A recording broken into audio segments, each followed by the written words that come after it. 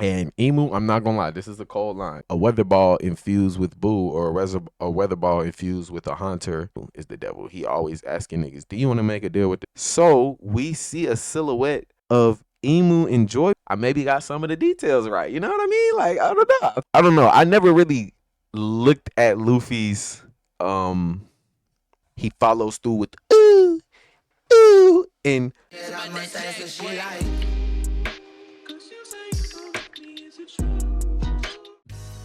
all right, y'all, what's going on? What is going on? Let us talk. Chapter. I wonder, should I should I, be real? But then my cord, y'all, I don't like this. I don't like this at all. All right. Anyways, and now my. All right, we back. Yeah, I ain't like that. I might adjust it off camera, but we just gonna keep it like this for this vid. Anyways, we about to talk about this One Piece chapter. What is this? 1181. Oh my goodness gracious. Goodness gracious. I'm saying goodness gracious because the chapter count, but I'm also saying goodness gracious because excuse me. What a chapter. What a chapter indeed. Let's start. The name of the chapter is A God and a Devil. Very fitting. Oda's been giving us very fitting chapter names for like the last 5 chapters. So we know where last chapter ended off. Loki and Emu were in a clash. You dig what I'm saying? Or no. Yeah. I'm sorry. I'm thinking of the end of this chapter, but last chapter also ended off like that. Loki and Emu were at the start of their battle. Loki proclaimed, "I'm in Elbaf, bitch, and you gonna have to deal with me." And Emu proclaimed, I kind of had this in reverse order, but Emu proclaimed, "Oh, you the one who killed my servant." Loki was like, "No, that's pathetic." Anyways, Loki talks about how his dad died way too soon and Emu was responsible. His dad died almost pretty much half his lifespan. And Emu, I'm not gonna lie, this is a cold line. I don't fuck with this nigga, but I do fuck with his design. And this is a cold line. Oh, I'm over here grabbing the wrong. The one who suffered the most from that inconvenience was Mu. Loki charges up, I presume, Conqueror's Haki in Ragnir. And oh no. Yeah, no. He does. See, when I was looking at this the first time and I saw the lightning come from the sky, I'm like, oh, okay, I guess he just hit him with a lightning attack. But there's lightning that, like, I don't know, it could just be lightning from the hammer because it is in the hammer, and it's not necessarily around his body. But like, I feel like there's Conqueror's Haki and lightning in this attack. I don't care about how I'm remembered. That's not important. The only thing that matters is securing Elbaf's future. When you have a dream, isn't that right? That dream will always be tested. That is Loki remembering not Harridan, but Harold's words. He has the hammer over his head like this, and he's remembering Harold's words before he brings it down on Emu. Then we see lightning coming from the fucking sun realm above the sun realm. Sorry, I just slammed my fucking table. And the lightning, obviously, Ragnir is like the lightning rod. The lightning gets absorbed into Ragnir, surrounds Ragnir. Ragnir gets powered up by the lightning, however you kind of want to describe that. And the name of this attack is Ragna Izuchi. Demon attack, by the way. Emu, he uses that same thing we were talking about last chapter. Boo is the name of the Mario ghost that I was thinking of. It looks like a weather ball infused with Boo, or a weather ball infused with a hunter or a Gengar or whatever. He uses that thing and he clashes with the Ragna Izuchi. And this is a huge clash. Like, this clash it's a big scale fucking clash. It's like some Harold and Rock shit. Honestly, it's big, bro. Because we got the scale of this is Elbaf. Like, the biggest clash we saw Harold and Rocks do, the scale of it was Mary Joie. But this is Elbaf we're looking at. This is a huge fucking clash. There are really no heavens to split, so that's not a factor here. But this is a huge fucking clash. I'm surprised this is not like a double spread.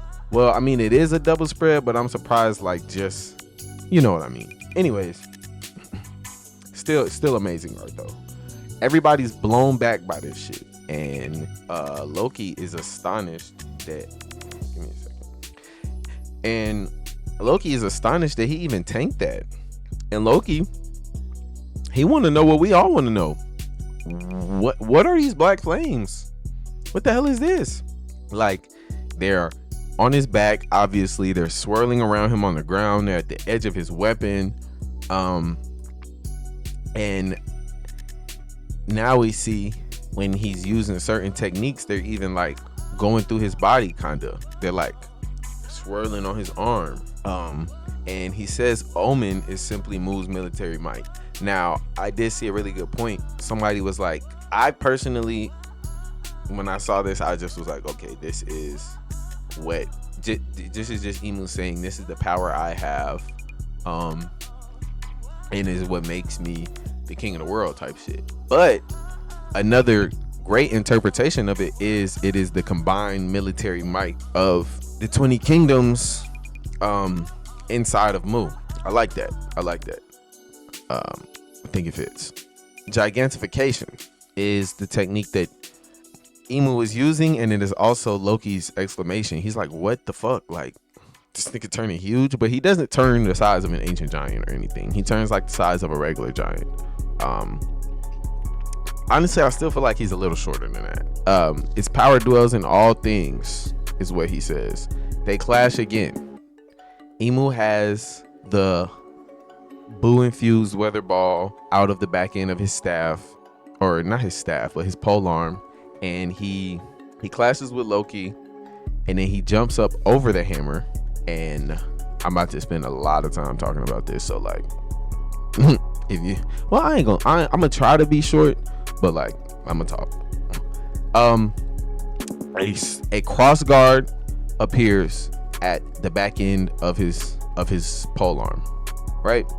A long cross guard with 2 circles on the end, and I believe there is like some kind of gemstone in the circle, and out of the cross guard a blade extends. Now, my first thought when I saw this was not Mihawk, because Mihawk, and y'all see him, he's, where the fuck is he? Is he right here, or is he up here? How do I not know where Mihawk is on my own overlay? Anyways, he's somewhere on the screen. That's my goat. So like, I do no, I don't jump to it. I try not to cope and like take everything any character with the sword does and relate it to Mihawk. And though this sword is similar to Mihawk's sword in one way, this is not the same kind of sword at all. No matter how you want to slice the pie. Because my first thought when I see, well, let's just establish one thing. Mihawk has a Hvnmxde. A Hvnmxde is a combat sword. It's for dueling. It's for military purposes. It is optimized to swing that bitch. It's optimized to cut. It's optimized for combat, for close quarters combat. And it has, like I said, to cut. It has really great cleaving power. The curve at the end helps with this a lot. Just to speak of the cleaving power, I'm gonna keep it just cleaving power, because I feel like I don't even have to harbor on the point of why the Hvnmxde is so good for combat to make my point about why Imu is not using this sword too much for combat, but we'll get to that. But yeah, the Hvnmxde, like the end, the curve of it is literally optimized to do what the fuck we've seen Mihawk do, which is cut shit, cleave shit, slash shit. This, however, what Imu is doing is more of an, and even though it's not an execution, he's not cutting his head off, it just reminds me of a more execution style attack. It's not a sword that he uses, and I feel like we have all the proof we need to know that this is not really a sword that Imu uses for close quarters combat and fighting, because we know what he prefers. He has that zigzag blade at the end of his pole arm that he uses for bladed close quarters combat. This weapon here, this long cross guard with the gemstones, I believe, and this blade, which I think if it Obviously, if it doesn't round out to a point, it's an executioner sword. But even if it does, right? Let's say that it does. I still view it as like a parade sword. I don't know if you guys know of parade swords or bearing swords, but these are swords that were like, they were great swords just like the one that Imu's holding, but they were excessively large like the one that Imu is using, and they weren't for combat. And even the great swords that were for combat, they weren't for like actual duels, you know what I mean? The only reason Mihawk's sword and his crossguard is that long is because, well, not the only reason, but the reason that his crossguard and his sword is like that is because of his themes, his character, his vibe. And I'm not saying that doesn't heavily point towards some type of celestial dragon ties, because it really does. Like, it really does. All I'm saying is, as a super Mihawk fan and as a super sword fan, when I see this sword, I don't think that this is anything that Mihawk, like, I don't think of Mihawk in any way. I don't think of, oh, somebody crafted Yoru after this. I don't think of Mihawk knew that Imu uses a sword like this for combat and he wanted to, it just doesn't strike me like that, because in my eyes, this, even though there are great swords for combat, quite a few, most of them have, I don't have the Imu sword up, but I'll have it up, and I'll have this circle, and I'll have a Zweihander or a Spadone or a Montanto, I believe, Montante. How do you pronounce that sword? The Spanish sword. Montante.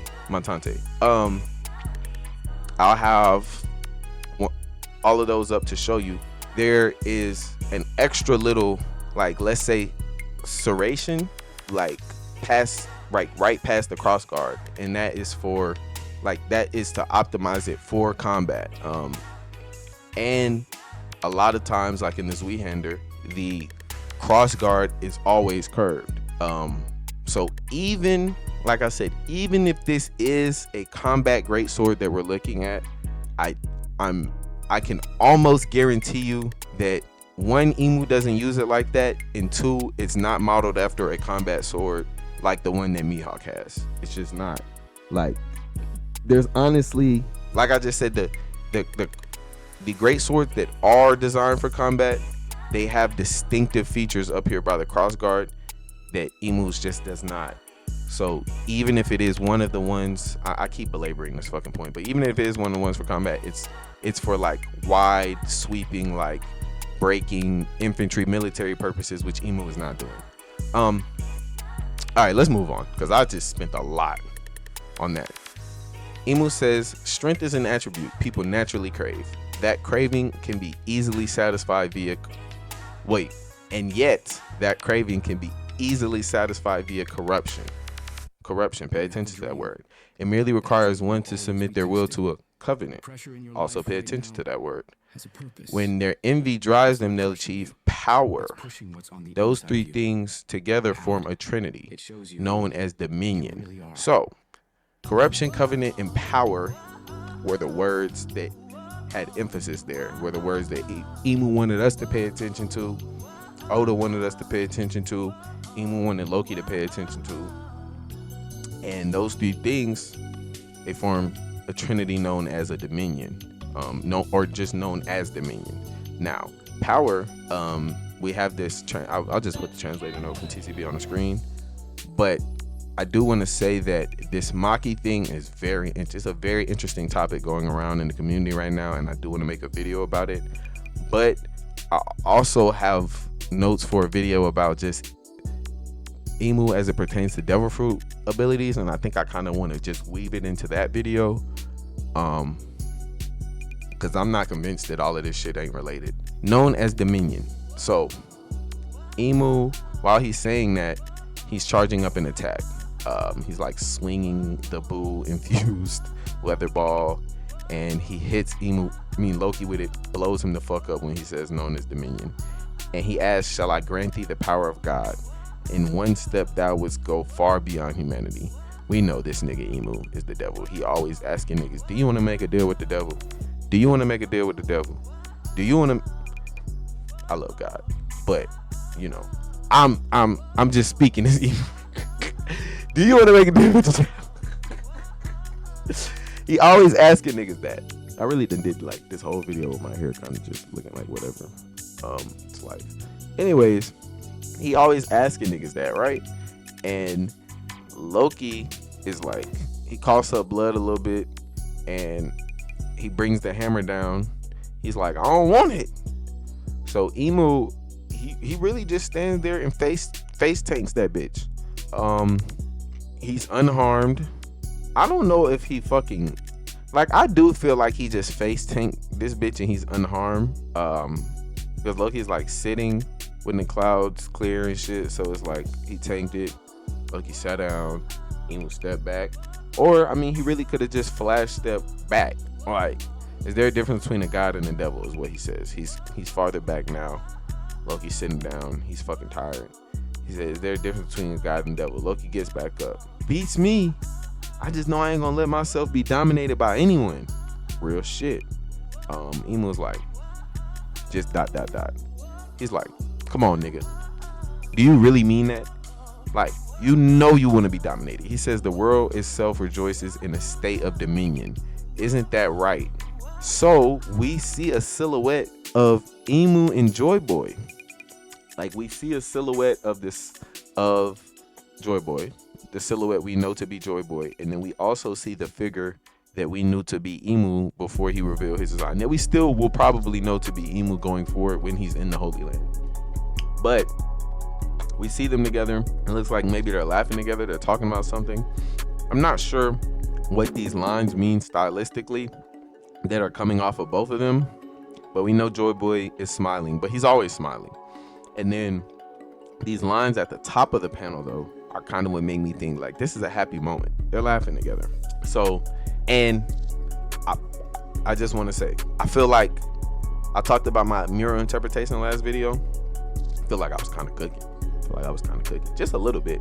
I could be wrong about a lot of that shit, but like, I feel like I maybe got some of the details right. You know what I mean? Like, I don't know. I feel like, anyway. Anyways, isn't that right? Isn't that right? Joyboy. So that's Emu tweaking out. He got the goofy yelling face. He dodges Loki's attack back, and he's like, isn't that, he flies back to dodge it, I believe, and he's like, isn't that right, Joyboy? He's screaming at the sky and shit as he remembers that. So as he screams, Haki is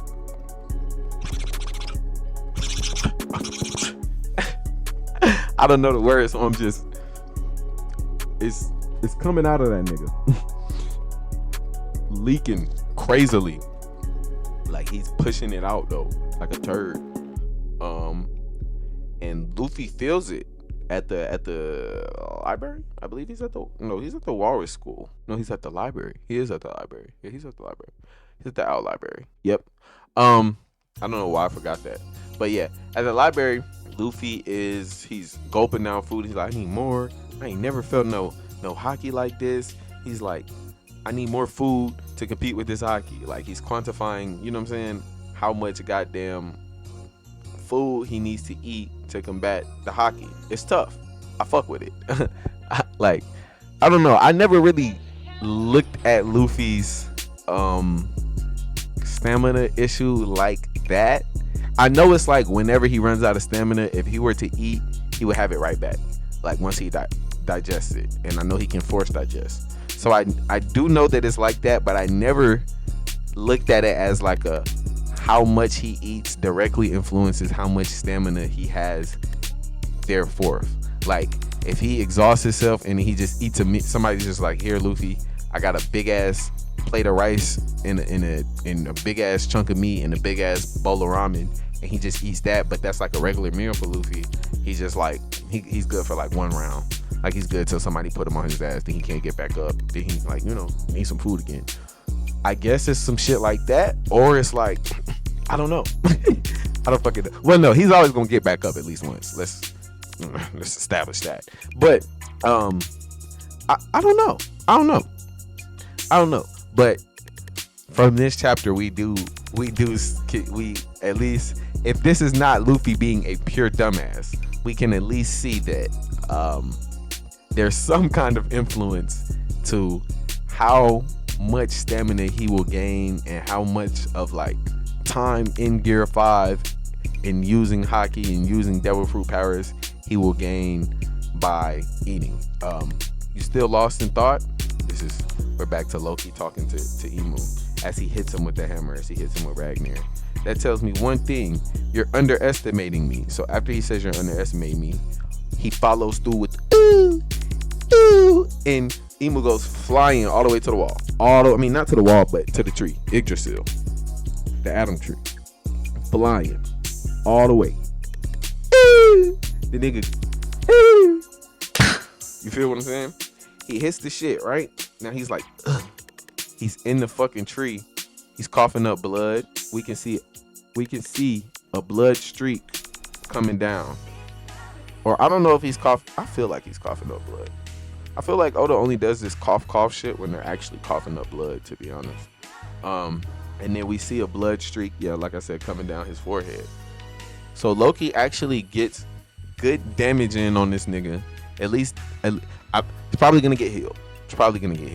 Unless Imu is like a junkie who doesn't heal until it's over, or unless, like I said last chapter, or like I was hoping last chapter, Luffy and Loki have a way of permanently damaging this nigga. But this is probably gonna get healed. But I do want to say, like, I'm proud of Loki, bro. Proud of Loki. He gets real good damage down on the fake king of the world, the false god, the devil. He gets real damage down on that nigga before he transforms into Needhog. So as he has him pinned to the wall, and Imu's kind of just like, I ain't gonna lie, he chilling. Loki, he transforms into Needhog.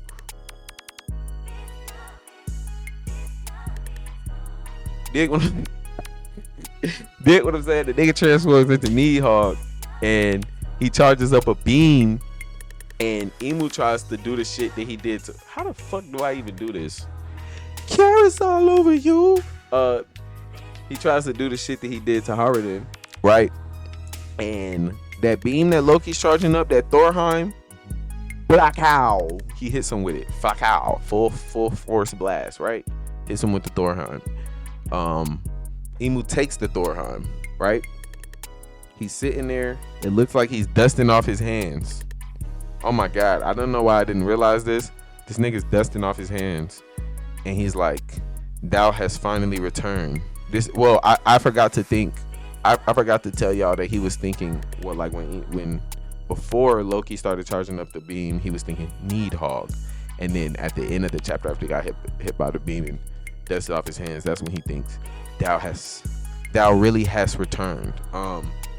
The nigga, he's smiling like, I don't know, bro. This shit it's creepy for a lot of reasons. We never seen Imu smile. We know that, like, Loki is no fucking laughing, smiling matter. And we know that this nigga is like, we know Imu is like that. So him smiling is, I ain't gonna lie, it's a little fucking scary. But Loki gonna put that work in, bro. Loki was already putting some work in as a man. Now he a dragon. We might fuck around and see that hybrid form. And then Loki, I was gonna say Luffy, but nah. Luffy gonna come put that work in too. Then Loki gonna put that work in together. Or Lofi. Whatever the fuck you wanna call them niggas. Lofi, they gonna put that they gonna right fist, left fist. You feel me? One of them niggas. Look, y'all gonna see, bro. Trust. Imu is not winning here. You're not winning here, bitch. Not here, bitch. You might win against some other niggas. You might win against some other niggas we know. Or you might win against Loki without Luffy. Or you might win against Luffy without Loki if you catch them niggas again. But you're not winning here, bitch. And you... I'll see y'all later.